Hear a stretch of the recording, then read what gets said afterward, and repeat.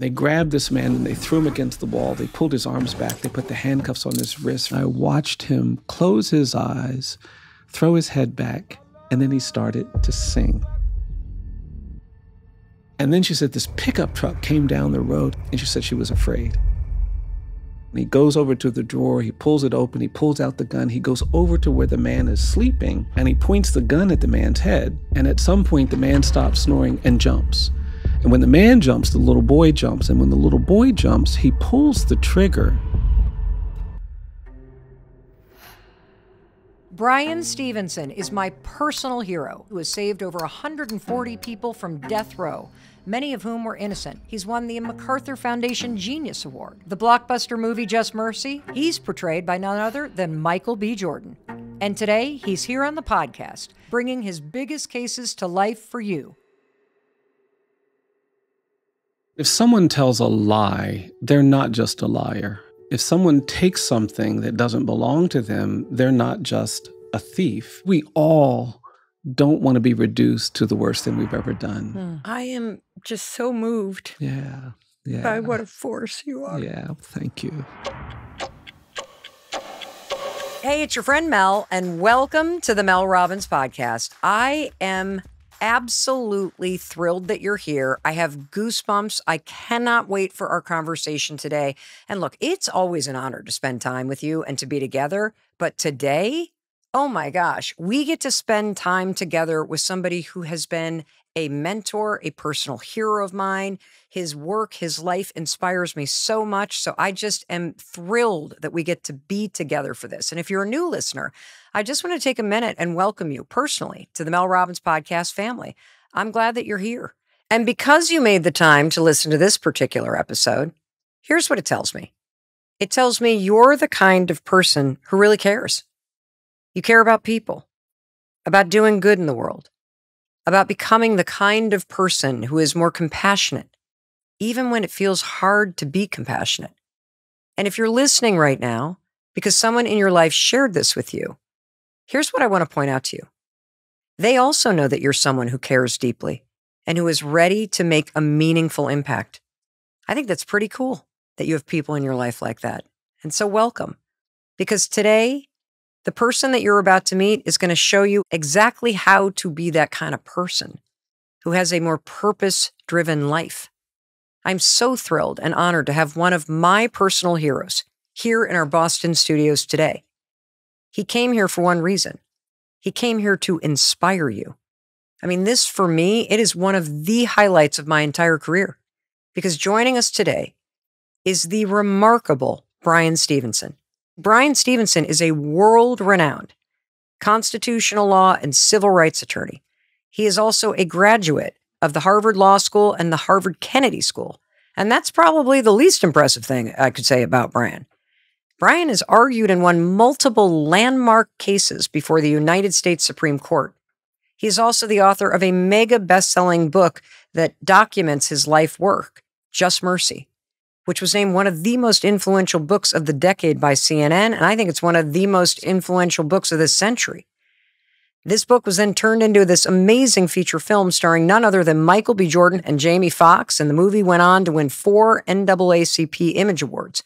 He's received some of the highest honors that a human being can be awarded, like the MacArthur Foundation Genius Grant, the American Bar Association Medal, and the National Medal of Liberty from the ACLU.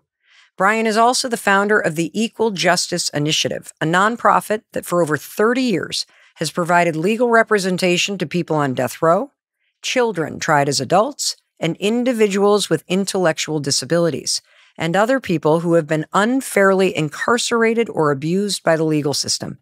Under Bryan's leadership, the Equal Justice Initiative have helped change laws across the country and won reversals or release for more than 140 death row prisoners, many of whom were innocent and were wrongly convicted for crimes they did not commit.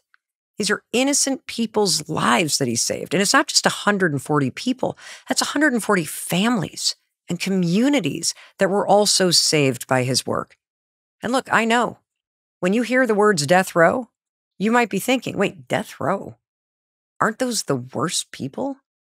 Isn't that why they're on death row? Grace is not one of those things you think about until you need it. Hope is not something you think you need until you're in despair. Bryan is here to show you how to look deeper within yourself, to be more compassionate, to be more curious about people's stories, to live a purpose-driven life, how to stand up for people and causes that are often overlooked or misunderstood. Because in doing that, he'll remind you that grace and hope might just be the most powerful gift you can give to the world, to other people, and to yourself. So please help me welcome the extraordinary Bryan Stevenson to the Mel Robbins podcast. Bryan Stevenson, it is an absolute honor to meet you and to just be able to sit down and learn from you. Thank you, thank you, thank you for being here. My pleasure. Could you speak directly to the person who's with us right now and tell them what they might experience that could be different in their life if they truly take to heart everything that you're about to share with us and teach us today? I think if you embrace compassion as a way of life, it will make you feel strong and it will make you feel beautiful. And we underestimate the power of feeling beautiful as a human being and strong as a human being. And for me, embracing compassion, letting it guide us as we encounter people, as we navigate complex and difficult situations, as we try to overcome heartbreak and a lot of the things that just happen in life. When we lead with compassion, I just think there's a beautiful return on that approach. And it certainly has affirmed me, and I've seen it inspire people as well. You know, Bryan, you have always inspired me. Your work has fundamentally changed the laws in the United States. Your work has saved people's lives. You have written one of the most important books of this century.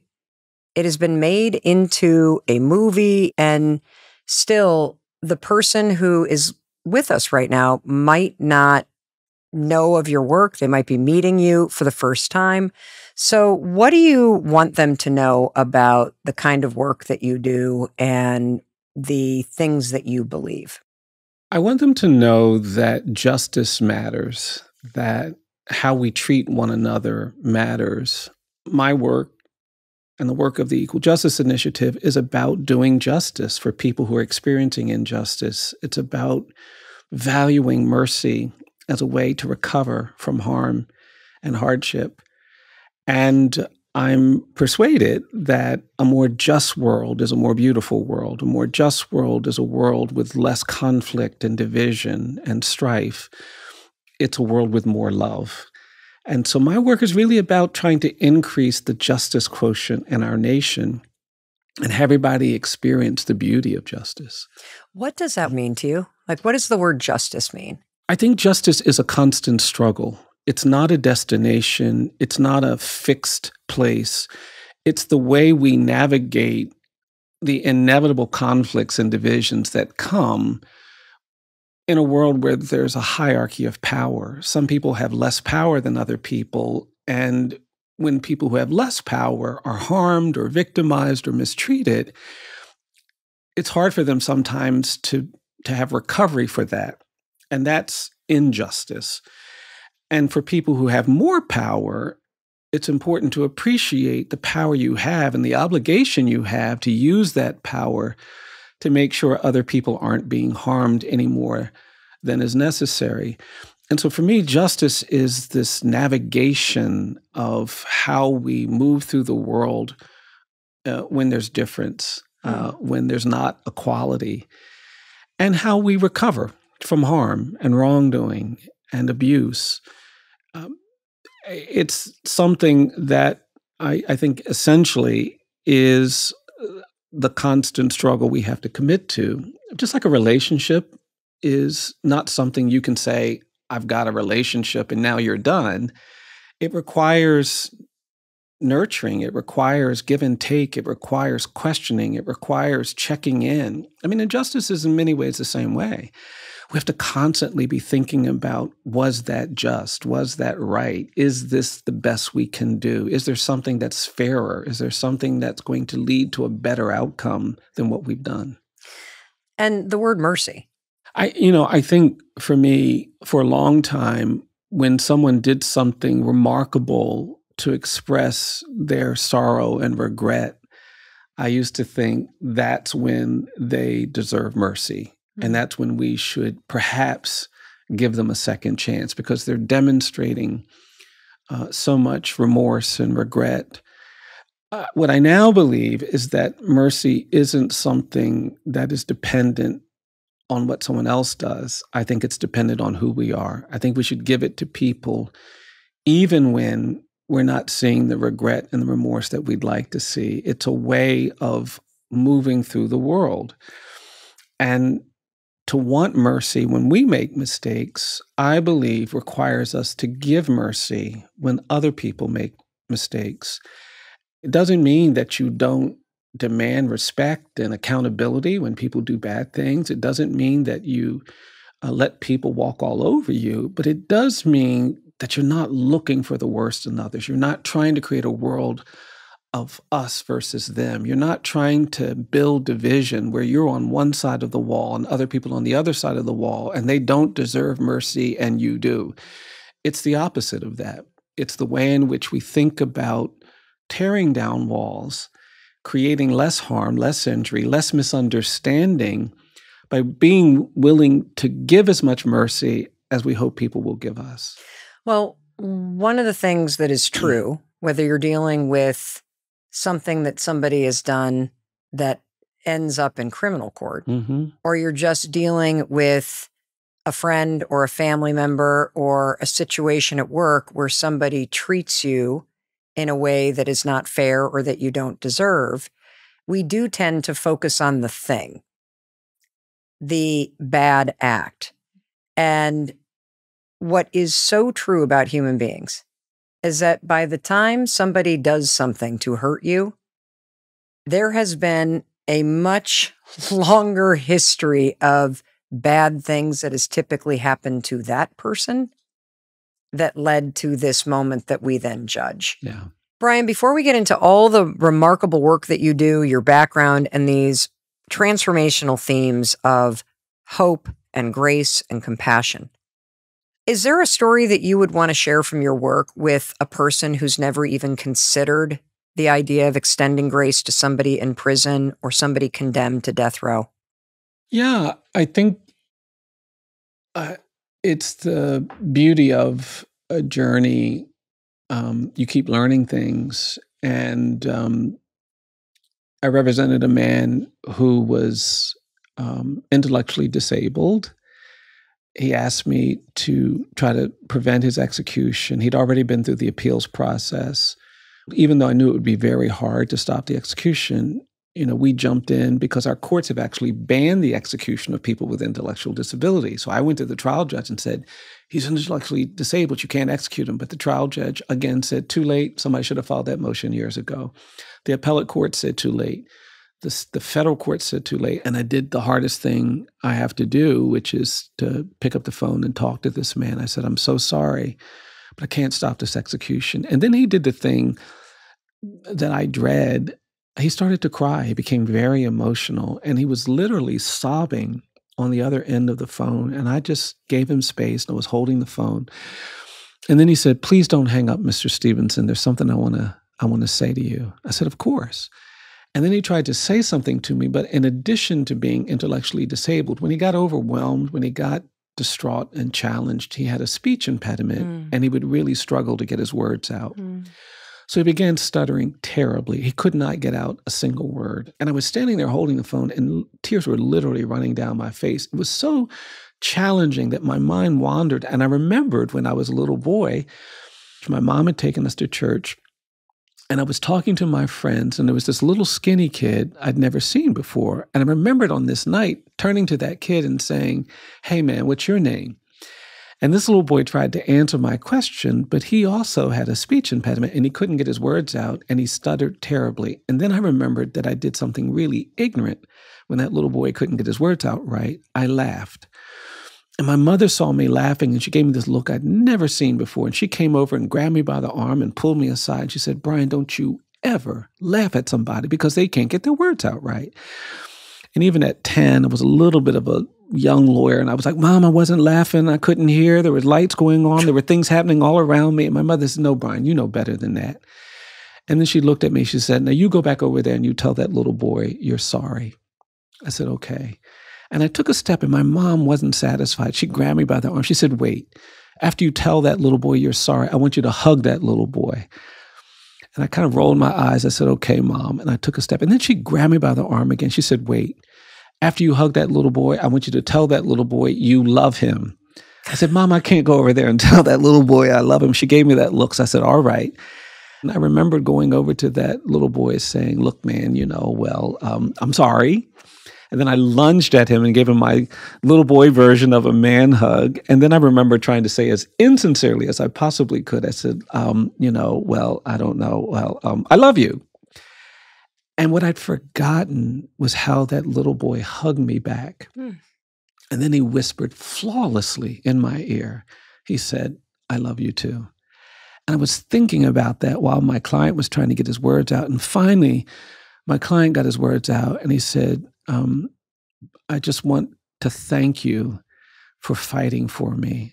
And the last thing that man said to me, he says, "I want you to know that I love you for trying to save my life." He hung up the phone, they pulled him away, they strapped him to a gurney, and they executed him. That moment was the moment when I said, I just can't do this anymore. It just seemed too much. And I think it was because I realized with great intensity how broken he was. And the question I had in my mind is, why do we want to kill all the broken people? What is it about us that when we see brokenness in other people, we want to hurt them for it, kill them for it? And I represent the broken. All of my clients have been broken by poverty, broken by trauma, broken by addiction, broken by illness, broken by disability, broken by despair. And then I realized I work in a broken system because the people with power won't get proximate. They don't have hope. They're unwilling to be compassionate. And I was sitting there just thinking about, why do I do what I do? And that was the moment when I had this realization. I don't do what I do because I've been trained as a lawyer. I don't do what I do because somebody has to do it. I don't even do what I do because it's about human rights or justice. That's part of it. But what I realized that night that I'd never realized before is that I do what I do because I'm broken too. I am not unflawed. I am not unblemished. I am not uncomplicated in the same ways that the people I represent are. But I do believe in the power of redemption. I do believe in grace. I do believe in mercy. I do believe in restoration because I have been the beneficiary of so much grace and so much mercy. That man, before he was executed, gave me something so powerful, so beautiful, so affirming. And that's why I think we should do better for the broken that we encounter. We should think better of the broken that we encounter. Because just as we can give to them, they can give to us. And it does, for me, become important to talk about the fact that we can't create a perfect world, but we can create a world that's filled with more grace, more mercy, and more love. Bryan, I would love to go back and have you share a little bit about your background and how you got to where you are today. I'm grateful that I am the heir of so many hopeful people who had to do things much harder than I've had to do. By living in Montgomery, Alabama, I have a vantage point that I feel really privileged by. The generation of people who came before me in that community would have to put on their Sunday best. They'd go places to push for the right to vote, push for the right to be treated fairly. They'd be on their knees praying, and they'd get beaten and battered and bloodied. And they'd go home and change their clothes and wipe the blood off, and they'd go and do it again. And I haven't been beaten and battered and bloodied as the people who came before me. I stand on the shoulders of people who did so much more with so much less. It's their hope that shapes my hope. My great-grandfather was enslaved in Caroline County, Virginia. When I went to Harvard Law School, they tried to make everybody feel welcome on the first day. And they took out groups of 13 students. And my group leader just asked everybody in the group, why are you in law school? And the people in my group started invoking these familial connections. They were all talking about how they were the son or the daughter or the grandson, the granddaughter, the nephew, the niece of a lawyer. And after the fifth one, I started to squirm a bit because I knew I wasn't related to a lawyer. And then after the seventh or eighth person who made that same invocation of a family relation, I really started to feel diminished. And then I realized that not only was I not related to a lawyer, I realized I'd never even met a lawyer. And by the time they got to me, I just felt so out of place that I didn't answer the question. I told a joke. I tried to distract people. And as soon as that meeting was over, I called my mom. I said, Mom, I don't belong at this law school. And I had one of those kind of mothers. My mother said, what are you talking about? You belong wherever you go. You're the smartest person in the world. You can do anything you want to do. And then she said, now you need to go find those kids and tell them why you're really in law school. And I felt better after talking to my mom, but I didn't think I could actually pull those kids together. But 2 weeks into law school, I still felt off. And I finally did what she encouraged me to do. And I found as many of the kids in my little group as I could. And I said, I didn't tell the truth on the first day of law school. I need to tell you why I'm in law school.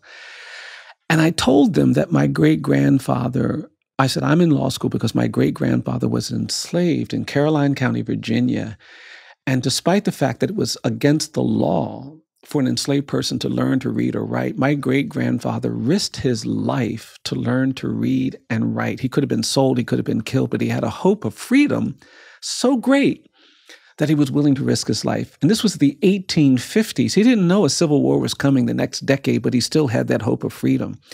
And after emancipation, my grandmother told me that my great-grandfather would sit on the porch of their home and read the newspaper to people who were formerly enslaved who didn't know how to read because he wanted them to know what was going on. And she loved the fact that he knew how to read, and she would push her siblings out of the way when he started reading, and she would wrap her arms around his leg when he started reading because she wanted to learn to read, and she thought you learned to read by touching somebody while they read.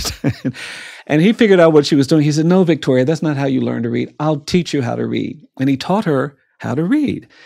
And my grandmother worked as a domestic her whole life, but she was a reader. She had this hope that reading could create a better world, a bigger world, a more fulfilling world. And she gave it to her children. My grandmother had 10 children. My mom was the youngest of her 10 kids. I'd go visit my grandmother, and sometimes she'd stand on the porch, and before she would let you in, you would have to read something from a book. That's how committed she was to reading. As I said, we grew up in this poor community. A lot of people didn't have a lot of things. There were people who had outhouses. They didn't have running water. Most of the people worked in poultry plants. You didn't see a lot of hope outside the door. But when I was a little boy, my mother went into debt and bought us the World Book Encyclopedia. She bought us these books, and you could see so many beautiful things in these books, the things you couldn't see outside the door. And she had this hope that this investment in books that she couldn't afford would do something for her children. And I can't claim to have always understood that, because when you're 10, Christmas comes along, you go outside and your friends are like, well, I got a bicycle, I got a baseball, I got a basketball. And I'd have to say, well, I got volume G of the World Book Encyclopedia. But I told my classmates at Harvard Law School, I'm here because there are generations of hopeful people who have positioned me here. It's the hope of my enslaved great-grandfather. It's the hope of my grandmother who had to flee the South because of terror, violence, and lynching. It's the hope of my parents. And their hope is what sustains me. And all of a sudden, I didn't feel diminished at Harvard Law School. In fact, I felt like maybe I had something that other people might not have. Did you know you wanted to work with people on death row? Did you know you wanted to do constitutional and criminal justice work and social justice work? When you went to law, what did you think you were going to do, Bryan? That's a great question. No, I had no idea. I knew I wanted to help the poor. I knew I wanted to give back in the ways that people had given me as a child of the civil rights movement. I knew I wanted to do something about the justice quotient in this country, but I didn't know where that would take me. And to be honest, I was kind of frustrated in my first 2 months at Harvard because nobody seemed to be talking about the poor or equality or justice. I finished my first year and I went over to the School of Government to get a degree in public policy. And I remember the day 2 months into that program when I woke up one morning, looked in the mirror, and I thought, wow, I'm even more miserable here than I was at the law school, because they were teaching us how to maximize benefits and minimize costs, but it didn't seem to matter whose benefits got maximized and whose costs got minimized. And I went back to the law school and was really in the middle of this existential crisis until I took a course that required me to get proximate. That's when things came together for me. My law school professor, Elizabeth Bartholet, who I'm forever grateful to, taught a course where she allowed her students to spend 1 month working with a human rights organization somewhere in the country. And I went to Atlanta, Georgia, to work with what was then called the Southern Prisoners Defense Committee, this group of lawyers who represented people on death row. And they seemed so mission-driven. They seemed so purposeful. They got up early. They had a clarity of purpose that I just loved. And after I'd been there a week, one of them said, "Oh, Bryan, we want you to go to death row and meet somebody we haven't had time to meet. Just explain to him that he's not at risk of execution anytime in the next year. We're worried he may not know that." So, of course, I said yes. I got in my car. I started driving to Jackson, Georgia. But then it hit me that I was just this law student. I didn't know anything. I'd never been to death row. I'd never been. Had you been inside a prison? I had not been in a maximum prison. I'd done some work at a low-level prison in the Boston area, but first time in any kind of secure maximum prison. And I just started to feel completely unprepared. And I parked my car and I went into the prison. The guards were not very nice. They sent me to the back in this visitation room. And I was so anxious that I tried to rehearse exactly what I was going to say. And then they brought this condemned man into the room. And I remember being struck by how burdened with chains he was. He had handcuffs on his wrist. He had a chain around his waist. He had shackles on his ankles. It took them 10 minutes to unchain him. And he walked over to me, and I was so overwhelmed, I just started to apologize. I said, "I'm so sorry. I'm just a law student. I don't know anything about the death penalty. I don't know anything about criminal procedure. I don't know anything about appellate procedure, civil procedure." And then I remembered what I was supposed to say. I said, "But they sent me down here to tell you that you're not at risk of execution anytime in the next year." And when I said that, the man said, wait, say that again. I said, "You're not at risk of execution anytime in the next year." And the man said, wait, say that again. I said, "You're not at risk of execution anytime in the next year." And that's when this man hugged me. And he said, "Thank you, thank you, thank you." He said, "You're the first person I've met in the 2 years I've been on death row who's not a death row prisoner or death row guard."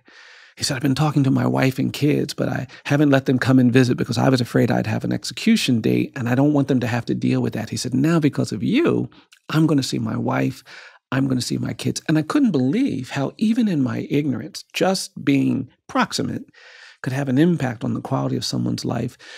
That man and I, it turned out, were exactly the same age. We had the same birth date, same month, same day, same year.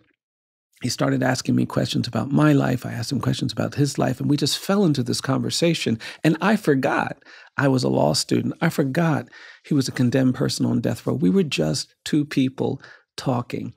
And the visit was only scheduled for an hour, but we kept talking. I just lost track of time. And 1 hour turned to 2 hours, 2 hours turned to 3 hours. The guards were waiting for me to finish.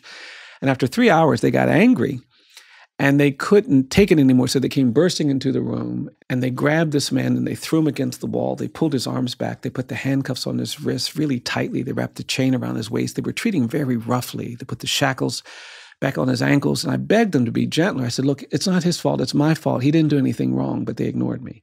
Then they started shoving this man toward the door, really pushing him, and it upset me. I said, "Please, you don't have to do that. He didn't do anything wrong," but they ignored me. And they got that man near the door, and I'll never forget how when he got near the door, he planted his feet. And when they tried to shove him through the door, he didn't move. And then he turned to me and he looked at me and he said, "Bryan, don't worry about this. You just come back." And then he did this thing I'll never, ever forget. I stood there and I watched him close his eyes, throw his head back, and then he started to sing. And he started singing this hymn. He started singing, I'm pressing on the upward way. New heights I'm gaining every day, still praying as I'm onward bound. And then he said, Lord, plant my feet on higher ground. Everybody stopped. And then the guards recovered and they started pushing him down the hallway. And you could hear the chains clanging as they pushed him down the hallway, but you could hear this condemned man singing about higher ground. And when I heard that song, when I heard him singing, that's when everything changed for me. That was the moment that I knew I wanted to help condemned people get to higher ground. But I also knew at that moment that my journey to higher ground was going to be tied to his journey. And when I went back to Harvard Law School, I was completely changed. You couldn't get me out of the law school library after that because I needed to know everything about federalism and comedy and appellate procedure and criminal procedure and habeas corpus and all of the procedural doctrines. I needed to become a master of the law because I wanted to help condemned people get to higher ground. And now, 40 years later, sometimes people say, well, how have you helped all these people get relief? How have you won these cases at the Supreme Court? And I know they want me to say it's because I'm hardworking, and we try to be smart, and we try to be tactical. And we do try to be tactical and smart and work hard.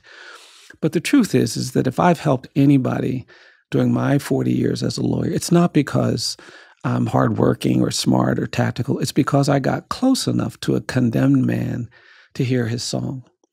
And I believe that there are songs still being sung in jails and prisons all across this country. I think in places where there's poverty and despair and oppression, there are songs still being sung. And when we get close enough to hear those songs, those melodies teach us something about what being human is about. They teach us something about what justice is about.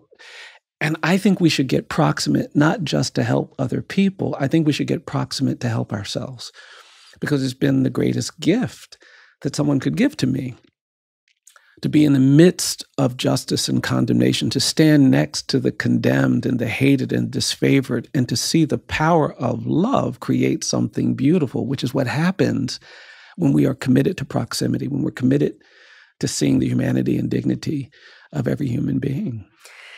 One of the things that your grandmother said is that you can't understand important things from a distance. You have to get close. What does that mean to you?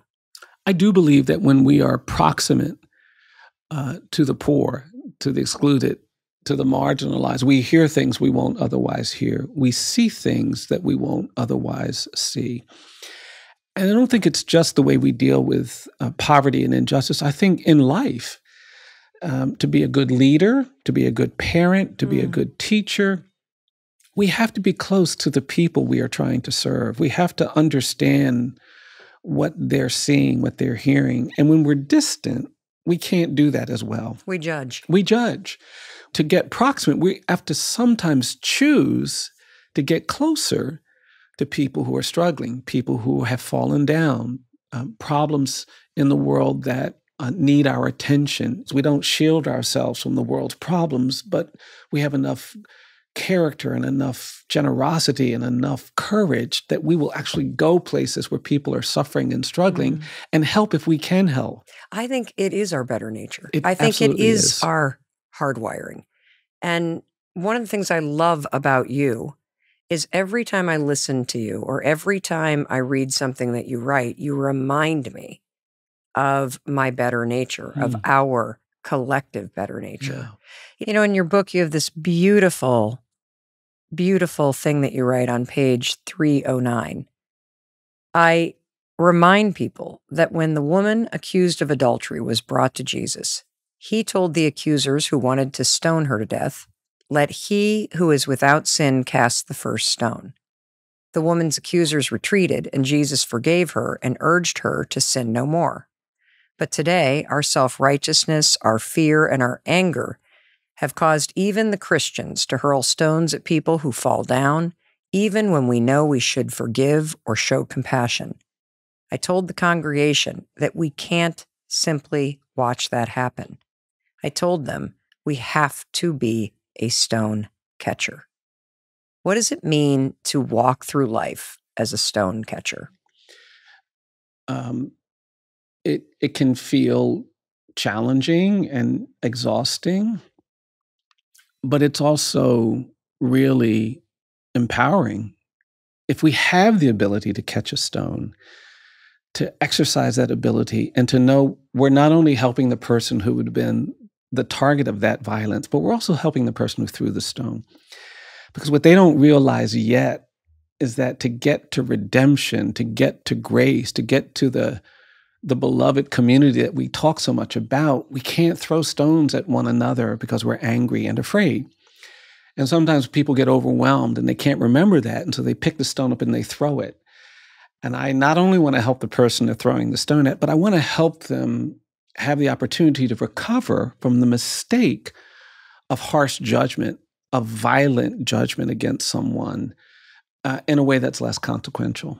And, you know, one of the things that I'd like to believe is that if you catch one stone, it becomes easier to catch the next one, even though it's bigger. It becomes a way of life. It becomes a way of moving through the world.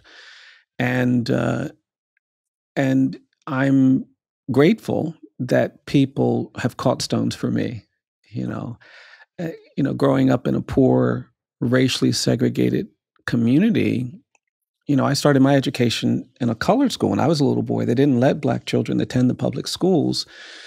There were no high schools for Black people in our county when my dad was a teenager, so he couldn't go to high school. So I was raised in this poor community where most of the adults didn't have high school degrees, not because they weren't smart or hardworking, but there literally were no high schools for Black people. And then lawyers came into our community and made them open up the public schools. And because these lawyers got proximate to poor kids like me, I got to go to the public schools. Now, how old are you, Bryan? I am 65. See, I think it is shocking to just consider that there are people in the United States. You're only 65 years old. That's right. And when you were in elementary school, you're just 10 years older than me. Yeah. You were in an elementary school segregated for colored children. Yeah. I mean, it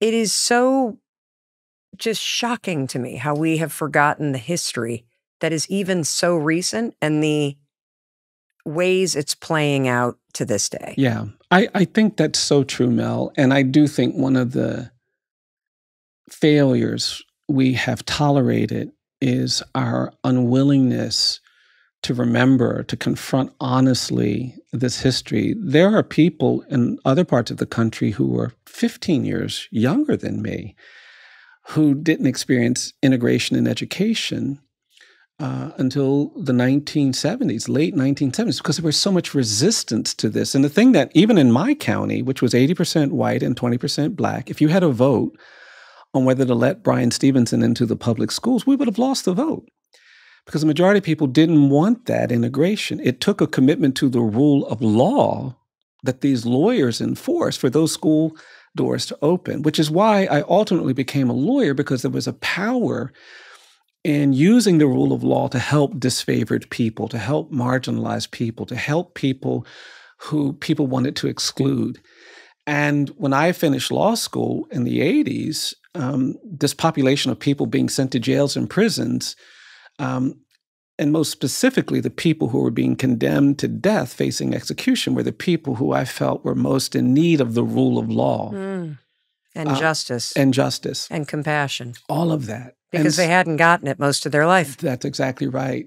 And for me, stone catching is like embracing people who are struggling, who are falling down, who are not sure they can do it. And it's the gift we all get. I mean, one of the things I'm persuaded is that no matter what your education level, no matter where you live, no matter how old you are, no matter what you think about this or that, we all have the capacity to get close to someone who's fallen down, who's suffering, who's struggling, who's overwhelmed, and wrap our arms around them and affirm their humanity and their dignity. For me, that's what stone catching is all about. It's about affirming the humanity and the dignity of the people whose humanity and dignity is being questioned, who have become hopeless and despairing about their humanity and dignity.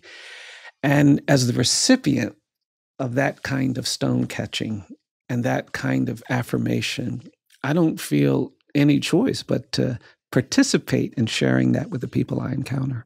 it has been extraordinarily transformative for me to move through my life with this lens of understanding that judging somebody from one paragraph in the book of their life, there's no way you can get the whole story. And that it's easier to give people mercy and compassion and understanding and grace when you put it in the context of everything that this person has had to endure or experience. Does not justify what people do, but it certainly makes you a person that has more compassion and grace. And it brings me to something that you often say, which is each of us is more than the worst thing we've done. What does that mean to you? It means that if someone tells a lie, they're not just a liar. If someone takes something that doesn't belong to them, they're not just a thief. I think even if you kill someone, you're not just a killer. And we shouldn't be judged by just that one bad act.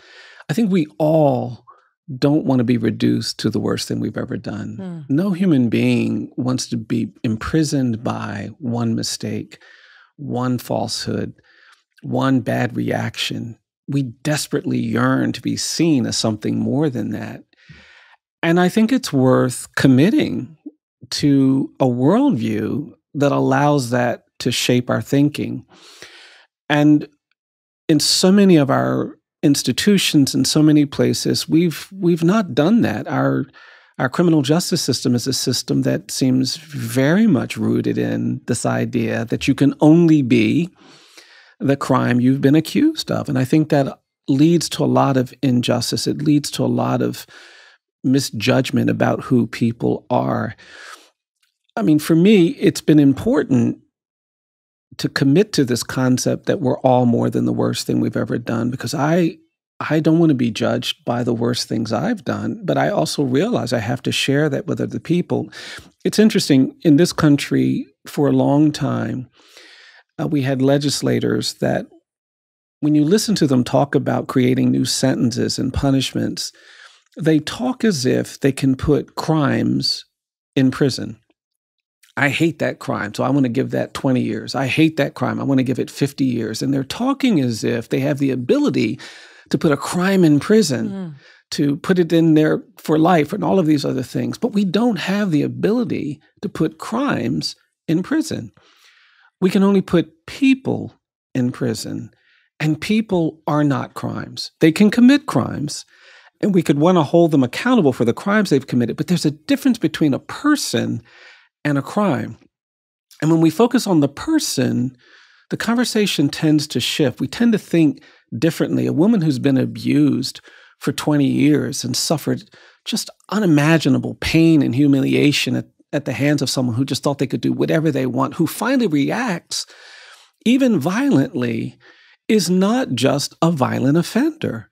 She is someone who is trying to manage decades of abuse and mistreatment. And if our laws and our policies don't reflect the fact that she is more than that moment of violence, that moment of reaction, then we're going to do something unjust. We're going to put her in prison for life without parole. We may even sentence her to death. We have reduced her to this worst act. I've never represented anybody who was only the crime they've committed. And that's the difficulty of not being more explicit about this concept that we are all more than the worst thing we've ever done.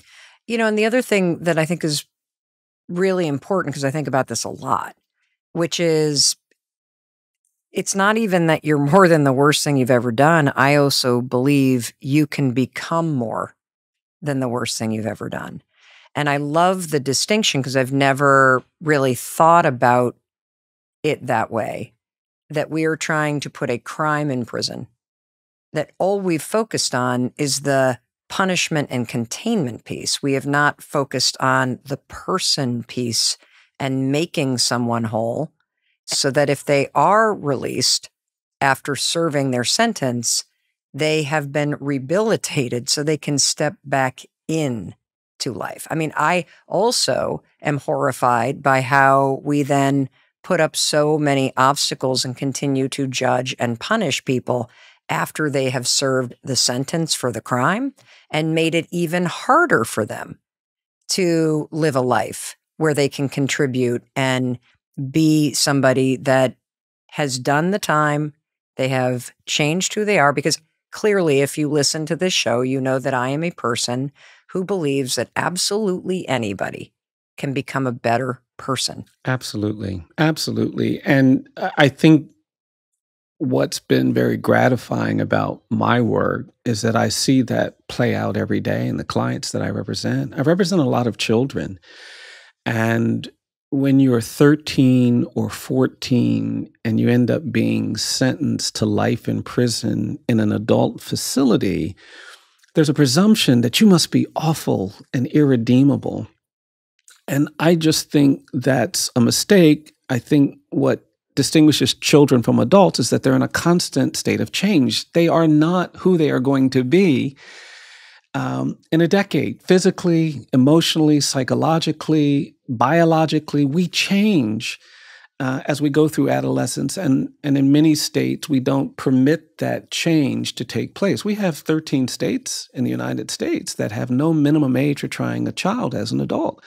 So I represent 8 and 9-year-old kids sometimes who are facing 50 and 60-year prison sentences. 8 and 9-year-old kids? 8 and 9-year-old children. We have these 13 states where there's no minimum age. When these laws took effect about 40 years ago, I started getting calls from parents of 5 and 6-year-old children who were being put in handcuffs in kindergarten for behaviors. And it was this kind of zero tolerance, this mindset that children can just be crimes. And I think what you're saying about the capacity for change is most dramatic in that population for me, because one of the things I quickly learned is that when I represent young kids, I can't just be a lawyer. I've got to be a parent and a brother and a counselor and a friend, because children in these really hostile, violent environments are still yearning for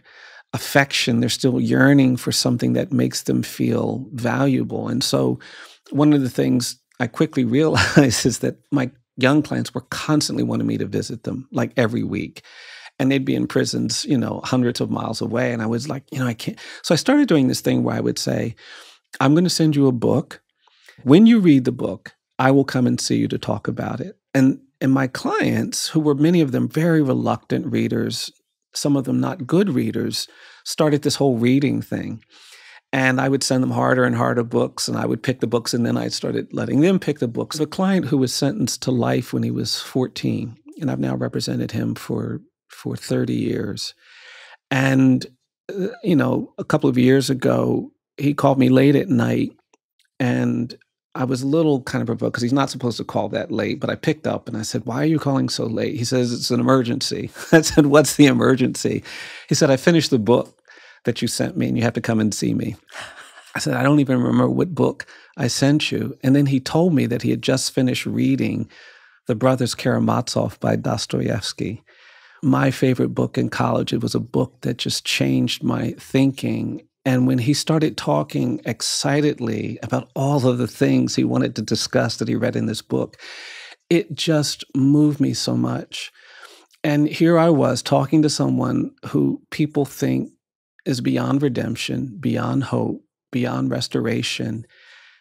And he's talking about how much he loves the characters in this book who are constantly being compassionate, who are navigating difficulty.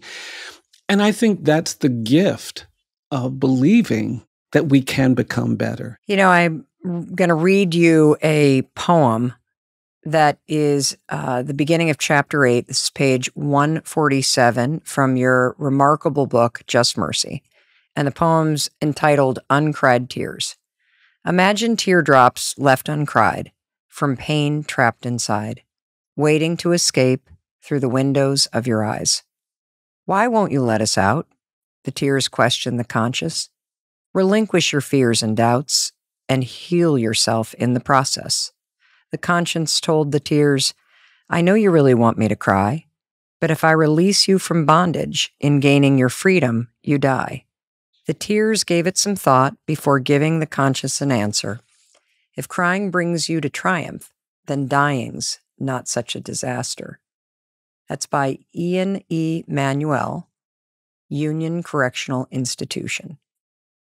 You know, when we talk about grace, it's often easier to give a child grace, right? But not in the criminal justice system. Can you describe what it's like to walk into a prison system that has been built for and designed for adults and find yourself sitting across from an 8, 9, or 10-year-old child? Yeah, I think one of the most tragic things that's happened over the last half century is this false idea that some children aren't children. And it was spread by criminologists and a lot of policy people in the 1980s who were going around arguing that some kids look like kids and sound like kids. They said, but these aren't children. And they actually came up with this term. They said these are, quote, super predators. And that label was applied to a lot of children, and we started doing very unhealthy things. We created pipelines from schoolhouses to jailhouses. We started lowering the minimum age for trying children. As adults, we created this zero tolerance mindset, and we added to the stress that hundreds of thousands of kids are living with because they're growing up in violent families and violent communities. They're not being embraced. They're not being hugged. They're being associated. Ian, whose poem you read, was 13 years old when he was arrested and ultimately convicted of a crime. It was a non-homicide offense. It took place in Florida. He was so small that they had to cut the legs off of the uniform and to get him something that would fit him. They decided not to put him in general population because children in adult facilities become targets for a lot of sexual abuse and violence and mistreatment. So they put him in solitary confinement where they deprived him of any contact with other human beings. And of course, they didn't change the rules for this 13-year-old child. They applied the adult rules. So to get out of solitary, he had to never make a mistake. He had to never complain, never be loud, never do this, never do that. And as a young kid in that environment, he was never able to do that. So he ended up spending 18 years in solitary confinement. 18 years? Is that legal? It is something we are constantly challenging, but there are no restrictions currently in our law that would prohibit something like that. And so the first time I met him, I couldn't even be in the same room with him because they didn't allow him to touch another human being. And so his poetry comes out of a kind of isolation, a kind of anguish that is heartbreaking. And, you know, what was really frustrating was the person who he robbed and shot was absolutely appalled that he was being treated that way. And she was actually advocating for him to be released or to have a different sentence. And we worked on his case for a very long time and ultimately won his release. I'm so proud that now he's living in New York. He's doing poetry. He's speaking to young people. He's doing things. But yes, we've done horrific things to children in this country, and we've allowed that mindset of fear and anger to cause us to do some really destructive things. And I do believe when you allow yourself to be governed by fear and anger, when you root your decisions in fear and anger, you're going to make bad decisions. You're not going to do the things you should be doing. Until the 1970s, we had a relatively small number of people in jails and prisons. It was fewer than 300,000 people in jails and prisons in this country. And then that shifted radically in the 1970s when elected officials from all political parties began arguing that people who are drug addicted or drug dependent are criminals who should be punished for their addiction and dependency. And we were angry and we were afraid. And so we put hundreds of thousands of people in jails and prisons for addiction and dependency. Now, if we weren't being governed by fear and anger, we would have said, oh no, those people suffering from addiction and dependency, they have a health problem. And we need a healthcare response, not a punitive response. But we didn't do that. And now we have 2 million people in our jails and prisons. We have the highest rate of incarceration in the world. We've destroyed so many communities, so many families, and we still have one of the highest rates of opioid addiction in the world. We still have families devastated by drug overdose and all the violence and dysfunction that addiction can create. And we haven't helped families. We haven't helped children and mothers recover. We've just punished people. But it was rooted in this fear and anger. And that's what has shaped so much of our thinking about putting kids in adult jails and prisons. And it's tragic. I write in the book about meeting one of my clients who was 14, living in a household where his mother had a boyfriend. And when he would start drinking, he'd get violent. And one day he came home and he walked into the kitchen and punched the boy's mother. And she just fell. She didn't even say anything. He just punched her. She ended up on the floor bleeding and unconscious. Her son came running into the kitchen to try to help his mom, but she was non-responsive. And that little boy thought his mom was dead. She wasn't dead, but he thought she was dead.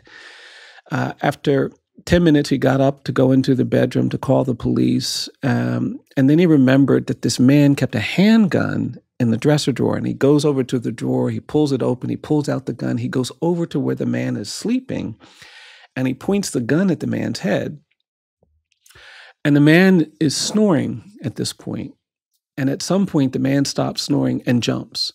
And when the man jumps, the little boy jumps. And when the little boy jumps, he pulls the trigger and shoots this man in the head, killing him instantly. This child was very small for his age. He was under 5 feet tall. He weighed less than 100 pounds. He'd never been in trouble before, no prior juvenile adjudications. He was a decent student. He was the kind of kid that might have been tried as a juvenile, but for the fact that the man that he shot and killed, his mother's boyfriend, well, that man was a deputy sheriff. And because he was a deputy sheriff, the prosecutor insisted that this child be tried as an adult, and the judge immediately placed this child in an adult facility. I got involved 3 days later, and I went to the jail to see this kid, and I was struck how when he walked into the room, he seemed to be so terrified. And he sat down, and I started asking him questions, but no matter what I asked him, he wouldn't say anything. He just stared. And I remember getting up and going around the table and pulling my chair close to him. I said, "Come on, you got to talk to me. I can't help you if you don't talk to me." He wouldn't make eye contact. He was just staring straight ahead. And I couldn't figure out what to do. And at some point, I just leaned on him. And when I leaned on him, he leaned back. And when he leaned back, I put my arm around him. I said, "Come on, you got to tell me what's going on." And this little boy started to cry. And through his tears, he began talking to me, not about what happened with the man, not about what happened with his mom, but what had happened at the jail. And he told me on the first night, several men had hurt him.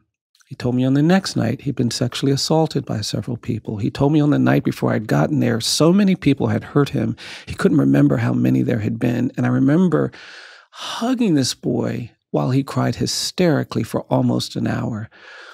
And I finally got him calm, and I said, "Look, I'm going to get you out of here. You stay right here." And I'll never forget trying to leave the jail, and that little boy grabbed me by the arm. He said, "Please, please don't go. Please don't go." I said, "No, it's all right. It's okay. You stay right here. I'm going to try to get you out of here." And when I left the jail, the question I had in my mind, of course, was, who's responsible for this? And the answer is we are. We've allowed fear and anger to demonize whole generations of children. I believe all children are children. I don't think we show our commitment to children by looking at how well we treat talented kids and gifted kids and privileged kids. Our commitment to children has to be expressed by how we treat poor kids, abused kids, neglected kids, kids that are disfavored, kids that are struggling. These are the children that reflect our commitment to children. And I just think if we took a trauma-informed response to these kids, not only could we help these children, but we could create healthier communities. I hate violence. I don't want to see any child commit a crime. I don't want them to hurt anybody. I don't want them to be part of gangs. I don't want them to be part of things that create injuries and violence. I want healthier communities. But that means we have to help these kids who are being pushed in all of these unhealthy ways. And we don't get to that when our policy making is blinded by our fear and our anger, just like we don't get to healthy parenting, we don't get to healthy caregiving, we don't get to healthy relationships with one another if we're blinded by our fear and our anger, when we don't see the humanity of the people, even that we care about, we do things that can be really destructive. When I was a public defender, I would always get those questions. How can you defend people like have done bad things? And I would always say, because bad things have been done to them. And we don't want to look at that. We just want to look at the bad thing. Yeah. And oftentimes the things that people have been accused of, they actually didn't do. What gives me some comfort is that I meet very few people who wouldn't want to do exactly what I did when I met that little boy. I think if anyone listening to this, if they had been in that room and held that little boy while he was crying, talking about these things, even knowing what he has been accused of, I think almost everyone would leave there saying, we've got to get that child out of that environment.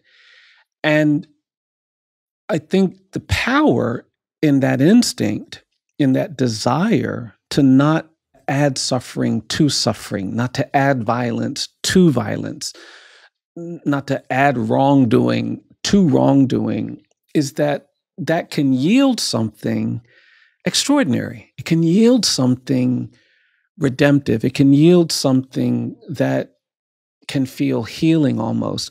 So we were able to get him out of that facility that day, and ultimately was able to get a resolution of the case where he got released. After he got out, he got his high school degree, his GED. Then he went to college. He actually became an engineer.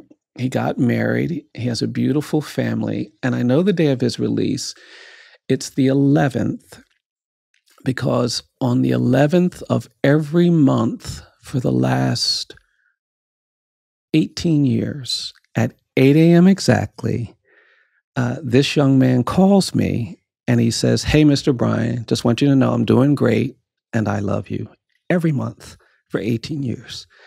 And that's the beauty that comes out of responding to injustice when we see it, abuse when we see it.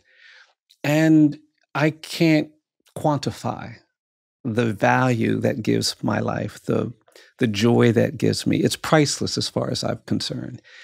And I think when we hold our children that are struggling, that are in places of despair, that have been traumatized, and we look for ways to make things better, there's a return on that.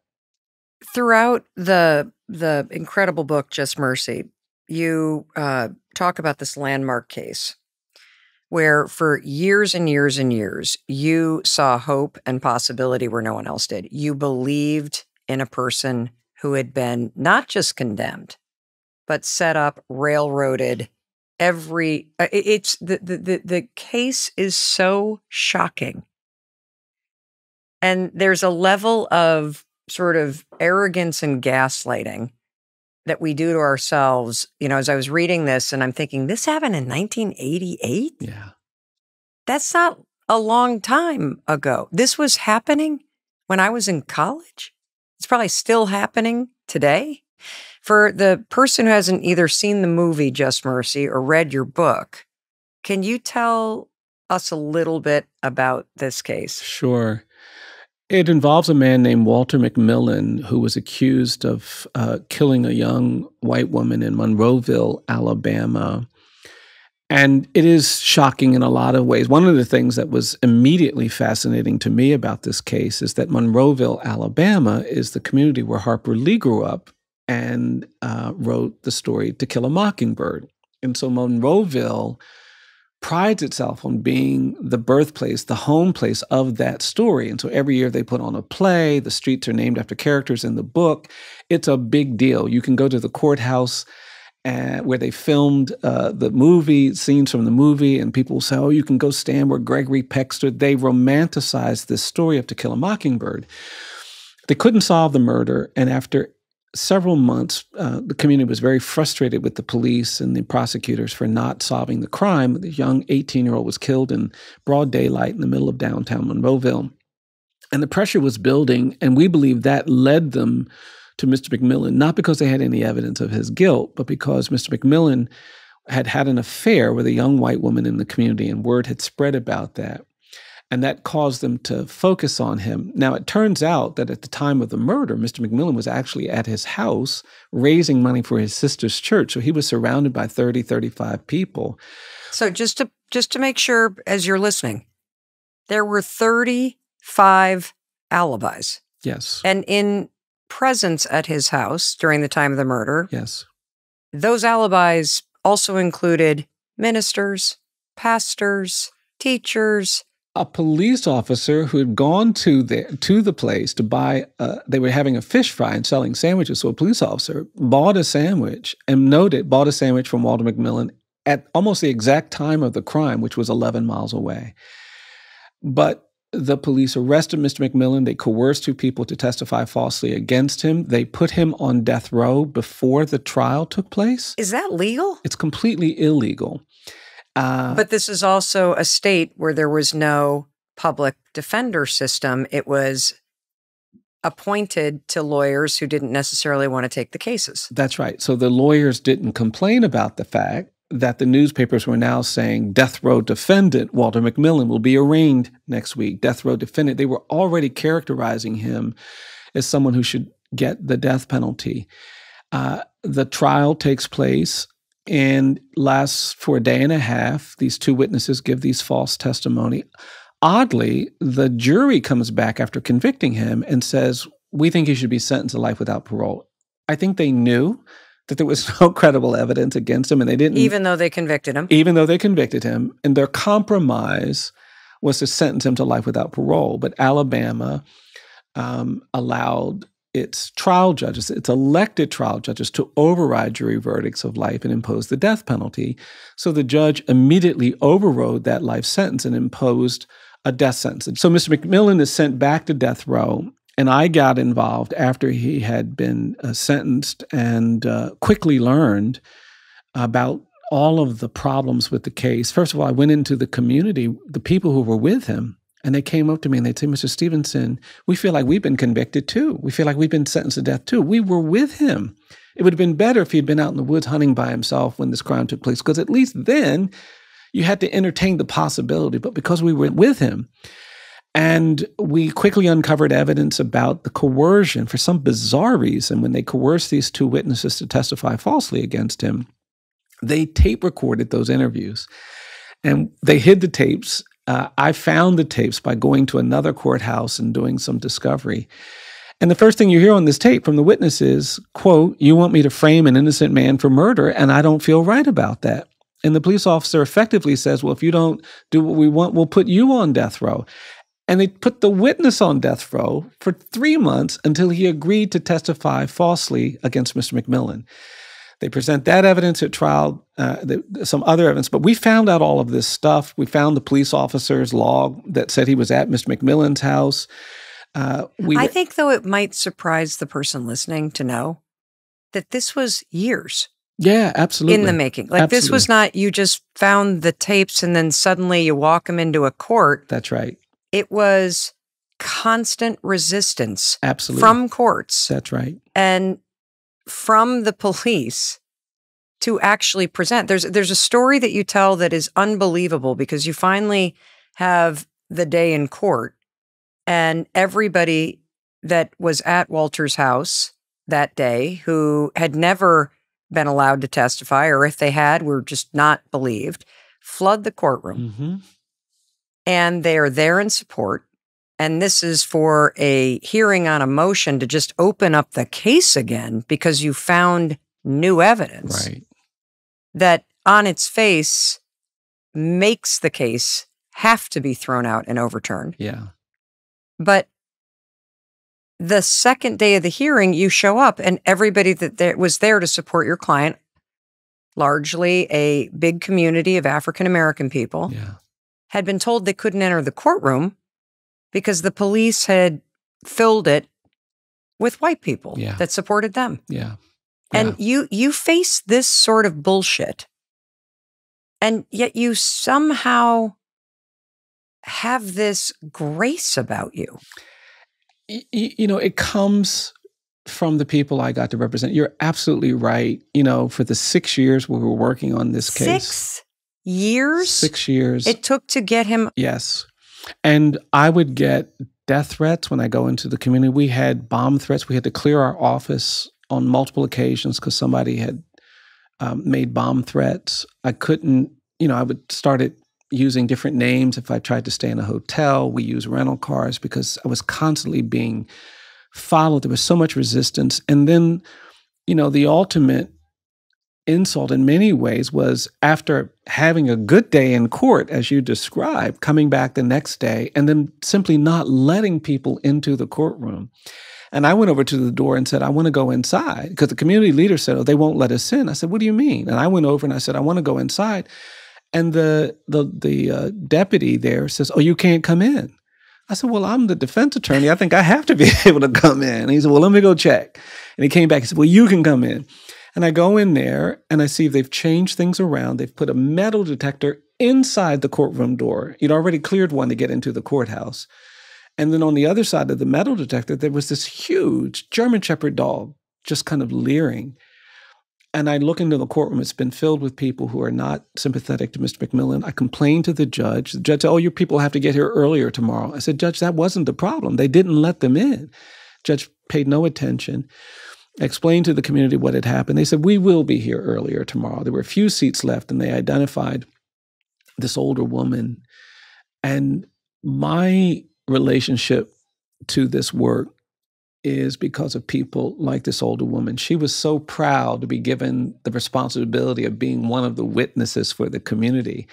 And she fixed herself up. And she walked over to the door. They let people in, and she walked through the door with such grace and such dignity. She held her head up high. She had this hat on. She walked through the metal detector. But when she saw the dog, you could just see the fear paralyze her. Yeah. She stopped dead in her tracks. And I watched her try to move, try to take a step, and she couldn't do it. And her body began to shake, and her head drooped, and I saw tears start running down her face. And then I heard her groan really loudly, and then watched her turn around and run out the courtroom. Painful thing to see. Other people came inside. We had a really good day in court that day. I was heading home, and she was still sitting outside. And when she saw me, she came over to me. She said, oh, Mr. Stevenson, I feel so bad. She said, I let you down today. I let everybody down today. I said, Ms. Williams, it's not your fault. They shouldn't have done what they did. She said, no. I was supposed to be in that courtroom. I should have been in that courtroom. And she started crying. I said, Ms. Williams, please don't feel bad. They shouldn't have done what they did. She said, no. I was meant to be in that courtroom. I should have been in that courtroom. She said, but when I saw that dog, all I could think about was Selma, Alabama in 1965. And I remember how they put those dogs on us. And I tried to make myself move, but I just couldn't do it. Her sister told me that night when they got home that Ms. Williams didn't sleep, but they could hear her praying all night long. And she was praying, Lord, I can't be scared of no dog. I can't be scared of no dog. And her sister told me the next morning that when they woke up, she called the community leaders and begged for another chance to be a representative. And on the trip from the house to the courthouse, her sister said she kept saying, I ain't scared of no dog. I ain't scared of no dog. And they had the same setup on the next day. And I was inside the courtroom and they opened the door and there was Ms. Williams. And you could hear her saying audibly over and over again, she was saying, I ain't scared of no dog. I ain't scared of no dog. And she walked through the metal detector and she walked up to the dog and she said, I ain't scared of no dog. And she walked past the dog, sat down on the front row of that courtroom and turned to me and said, Mr. Stevenson, I'm here. And I looked at her and said, oh, Ms. Williams, it's so good to see you here. And then she said, oh, no, Mr. Stevenson, you didn't hear me. She said, I'm here. And I said, oh, Ms. Williams, I did hear you, and I'm glad to see you here. And the courtroom got filled. The judge walked in to start the hearing. Everybody stood up. But when everybody sat back down, Ms. Williams remained standing. And people were staring at her. And then she said in one loud voice this last time to the whole courtroom, she said, I'm here. And it became clear to me then what she was saying. She wasn't saying I'm physically present. She was saying I may be old, I may be poor, I may be Black, but I've got this vision of justice that compels me to stand up to injustice. And I have the great beauty, the great joy of witnessing that kind of courage, that kind of strength. When we ultimately won Mr. McMillan's release, there was a whole crowd of people there. And the first person he went to was Ms. Williams. He said, Ms. Williams, I'm here because you were there for me. She said, I'll always be there for you. And so I feel like I can't be turned around by threats and violence, by people who are angry and hateful. Because however vulnerable I am, I'm less vulnerable than a lot of people who have to deal with the reality of these problems in these communities. And I want to be like the people I meet. I want to be like Ms. Williams. I want to be somebody who, when there's inequality and injustice, when there's suffering and oppression, has the courage to say, I'm here. And to me, that's the most extraordinary thing we can sometimes do. Is to position ourselves in places where people are struggling, where people are falling down, where people have lost hope, where people are worried that they can't make it. Those two words are really powerful. And just say, I'm here. You don't even have to have answers after that. I think just being present, that witness, for a lot of people can be transformative. We are all so glad you're here. Well, thank you. Not just here, but here on the planet. Thank you. You know, Bryan, one of the things that you've said is injustice prevails where hopelessness persists. Yeah. If we allow ourselves to become hopeless, we become part of the problem. You know, one of the things that troubles me is that I feel like we are living at a moment where a lot of people feel very hopeless. There is a lot of hatred. There's a lot of violence. There's a lot of othering, bigotry. And I would love to know, how have you found hope even in the darkest and scariest places? Our hope is what can sustain us when things look bleak and difficult. And that is the reason why I believe that hopelessness is the enemy of justice. Justice will prevail if we allow ourselves to give in to hopelessness. Hope is our superpower. It's the thing that will get some of us to stand up even when people say sit down. It will get some of us to speak even when people say be quiet. It's the thing that will get us to believe we can do things that maybe other people think we can't do. I have to give it to my clients, and I can't give someone something I don't have. And so for me, it's an orientation of the spirit. You know, Václav Havel, the great Czech leader, talked about wanting all kinds of things during the time of Soviet domination. And he said, we wanted money and recognition and resources, but the only thing we needed, he said, was hope. And Havel says the kind of hope you need is not a preference for optimism over pessimism. It's not a pie in the sky thing. He says it's an orientation of the spirit, a willingness to sometimes position yourself in a hopeless place and be a witness. And that, I do think, is the gift I've been given by so many people who've come before me. So many people who have done things with fewer resources, fewer opportunities, fewer supports than I have. And it's what I want to give to the people who come after me, is, you know, this idea that if we can labor long and save lives and change the law and create perhaps a slightly more just system, then we have to continue to hope we can do more.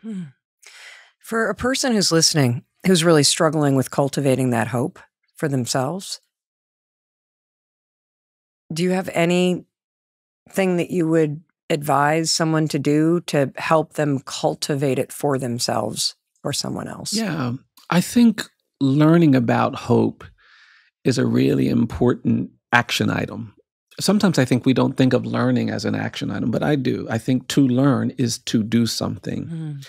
And learning the stories of what hopeful people did despite the odds is one of the most important things we can do to prepare ourselves, to train ourselves, our minds and our bodies, to do hopeful things in our lives. Just like we have to train ourselves if we want to be fit or run a race. I think we have to train ourselves, prepare ourselves to be hopeful in the midst of so many difficulties. And the world is just filled of stories about hopeful people. And I think we need to learn them and be shaped by them. I never really talked much about my grandmother or my great-grandparents who were enslaved until I was in my 40s. I didn't want to forget about it. It just wasn't relevant in my head. Now I talk about them all the time. Now I see in their lives strength and knowledge and wisdom and power. And it shapes what I do. And part of the reason why I'm so committed to reckoning more honestly with our history of injustice is because buried in that history are stories of hope and resilience that we need to know and we need to understand. So, Bryan, I'm sure that the person who's been listening and watching and spending time with us together today is feeling this. I want to go out. I want to be a Stonecatcher. I want to make a difference. Is there one thing that you would recommend they do based on all of the lessons that you've shared today? Yeah. There's a long list. We have hundreds of thousands of people coming out of jails and prisons that have no one to help meet their needs. We don't do anything in this country to help people recover from 5 years, 10 years, 20 years of incarceration. So we're going to need people to step up, to volunteer, to help the institutions in your community that are trying to provide people coming out of jails and prisons with clothes, jobs, opportunities, counseling. Many of the clients that I represent went to prison before the digital age. They've never used an ATM. They don't know anything about cell phones. And just helping people recover is one of the things you can do. And we all have skills that people need. It doesn't matter how old you are or how much you've done, that's a role you can play.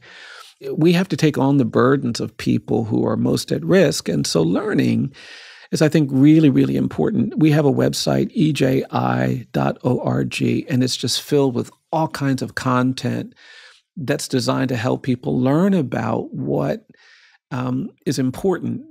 We started a decade ago asking prosecutors to create conviction integrity units that would review cases in their office where there were claims of innocence, because this shouldn't be the burden of a defense attorney or a journalist, but we should all care about making sure that people who are innocent get relief. If you care about justice, you should care about injustice. Absolutely, absolutely. And then there are hundreds of ways to become more active in dealing with the inequality gap that condemns so many children. So many children aren't getting the support they need, the help they need, the resources they need. And I just think that everyone has something to offer there. I think we should all care about educating kids who have fewer resources, who don't have the same opportunities. And there's nothing holding us back. We just have to have the will to do that. And then finally, I am persuaded that we all have to learn more about our history that holds us back from a lot of these things. I don't think many people in this country and across the globe have been taught the kinds of things we need to know to better prepare ourselves for creating a more just future. We have something called a history of racial injustice. It's a calendar. We put out something every day, and you can sign up for it. And each day, we're going to teach you something about parts of our history that aren't pleasant, but we think they are necessary to understand and know. And I hope we prepare people to be better informed, better citizens, better stewards of the opportunities we have to create a more just world. Where can you sign up for that free daily email? It's eji.org, and we're on all of the social media sites, and so you can sign up there as well. But yeah, it's particularly now when there's such resistance to honest education about some of these topics, I think it's going to become even more important that we be informed, that we be aware of the lessons we can learn from the misery of history. There are lessons we learn from the glory of history, but there are also lessons we must learn from the misery of history. And the more I do this work, the more I've come to believe that memory is the justice we owe the 10 million Black people who endured the immense suffering and constant sorrow of slavery. When we censor knowledge and understanding of that history, when we restrict and limit what people learn about it, what we do is not just dishonest, it's unjust. And so if we're called to do justice, we have to find a way to embrace this. For 100 years, we pulled Black people out of their homes and they were beaten and tortured and lynched on courthouse lawns, and we've hardly talked about it. that era of segregation that I was born into, the humiliation and degradation of that should not just be the burden of the people who experience that. It should be all of our burden. And when we understand that, then we commit to never again tolerating that kind of bigotry. We commit to due process. We commit to the rule of law because we know that mob violence and fear and anger will create destruction and harm and hardship to people who are othered. Mm-hmm. And I think a consciousness about that is really key to how we move forward. And so, yes, I do believe that learning at this moment all across the globe is going to be a vital action item.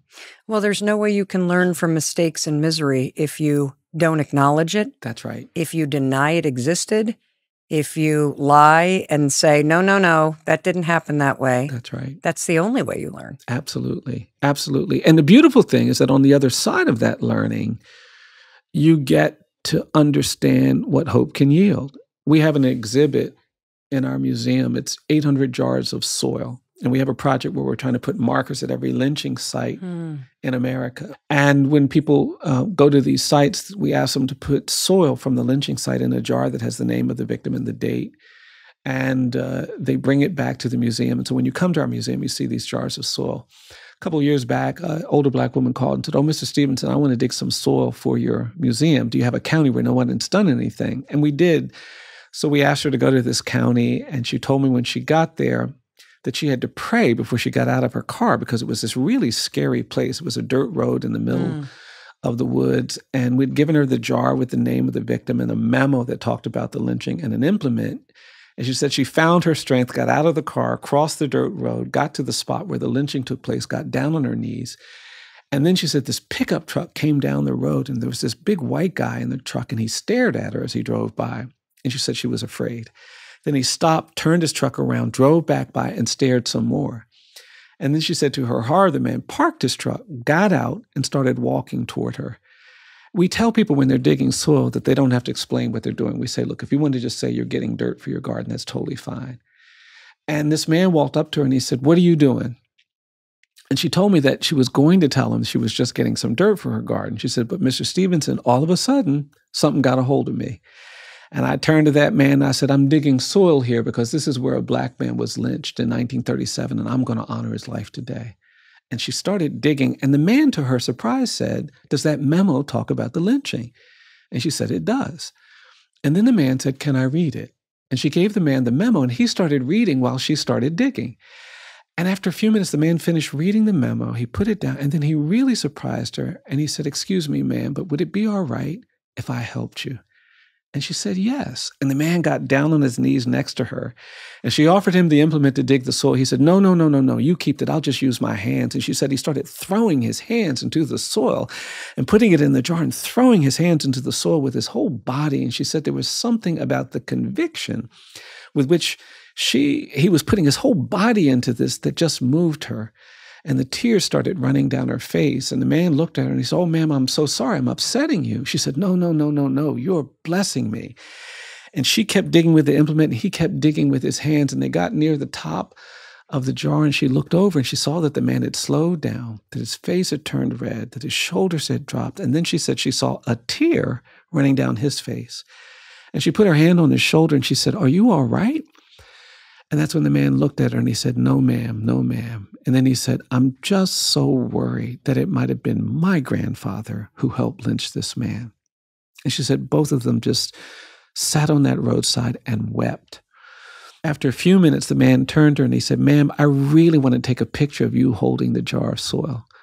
She said, "Okay, but I want to take a picture of you holding the jar of soil." And so they took pictures of one another.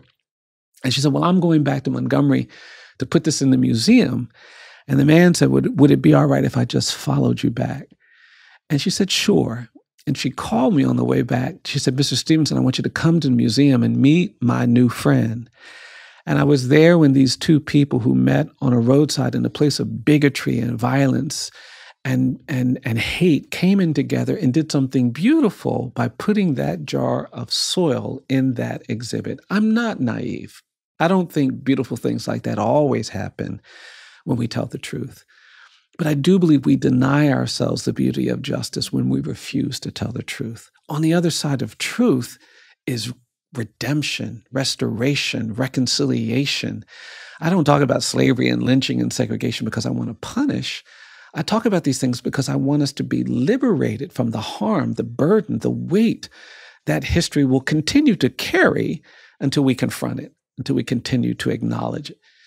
And so part of what we're trying to do with these sites is to invite people into a journey of learning that allows us to get to something that feels more like freedom, more like equality, more like justice, which I think is waiting for us. I do. I think it's just waiting for us all across the globe. I think we have an opportunity to get to something that feels more like freedom, equality, and justice, but we can't get there if we're unwilling to be honest about the harms that hold us back. I am just so moved. Yeah. Yeah. By what a force you are. Yeah. Thank you. Thank you. Thank you. Thank you. And I think that story in particular. Yeah. And everything about it. Yeah. Is a reminder of our innate better nature. Yes. It's a reminder that we are more than the worst things that we've done. Yeah. Both in history and in our own lives. Yes. And that it's only when you're up close that you can truly understand. Yeah, absolutely. I just am grateful that you move through the world the way that you do. Oh, well, thank you. It is just truly inspiring. Appreciate that. You know, Bryan, if the person listening today takes just one thing away from this, what do you think the most important thing is to take away? To get proximate, change narratives of fear and anger, be hopeful, and be willing to do uncomfortable and inconvenient things. Bryan Stevenson, what are your parting words? I'm grateful that there are people in the world that are curious about compassion, curious about how we increase the justice quotient, who are willing to be learners and then doers in building a world with more justice, more mercy, and more love. Well, I'm grateful for you. Thank you. Thank you for opening my eyes and opening my heart. Oh, thank you. Wow. And I also want to thank you. Thank you for choosing to make time to listen to this. This is truly a transformational and life-changing and extraordinarily important conversation. I hope you take everything that Bryan shared with you and poured into you to heart. I hope you share this with everybody that you care about. I already know you're the kind of person who wants to learn, who wants to do better, and embracing hope, embracing compassion and mercy and justice is certainly a way we all can. And in case no one else tells you, I wanted to be sure to tell you that I love you and I believe in you and I believe in your ability to create a better life. And really taking these lessons to heart are going to help all of us do it. And I think if we do that for ourselves and in our families and in our communities, we'll also create a better world. All righty. I will see you in the next episode. I'll be waiting to welcome you in the moment I stop crying and you hit play. I'll see you there. Thank you for being here and watching all the way to the end. Thank you for sharing Bryan Stevenson's extraordinary and inspiring story with people that you care about.